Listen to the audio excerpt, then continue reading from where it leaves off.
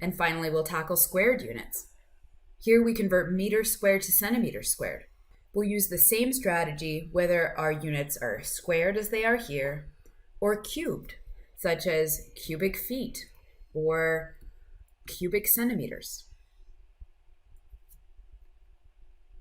Well, meters to centimeters, but squared.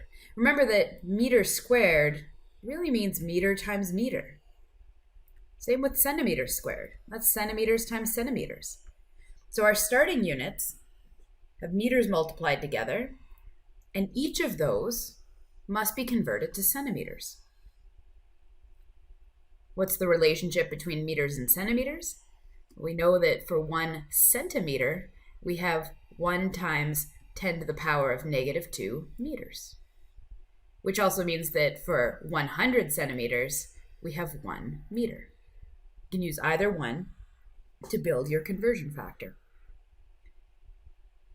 We can write it out like this. Our original quantity will, of course, go first, 1.75. But you can think of this as meters times meters. It's an unusual way to write it, but I'm making my thinking visible by doing this. You don't need to show this, but make sure you're aware that this is what's going on. Okay, let's take that first meter and convert it to centimeters.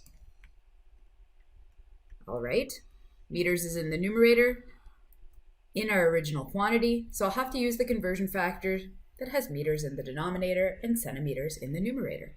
So I have 100 centimeters for every 1 meter. What are my current units? If I leave it as is, I get to cancel one set of meters from the top and bottom. My units right now would be meters times centimeters, which doesn't make a whole lot of sense. So now I need to take this second instance of meter in the question and convert it to centimeters. Of course, that's done exactly the same way. I'll multiply by exactly the same conversion factor one more time.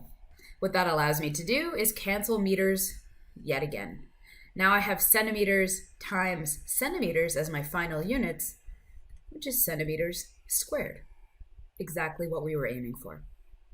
The net effect is that I'm multiplying my original value, 1.75, by 100 twice. Another way to write this would be to say I'm converting 1.75 meters squared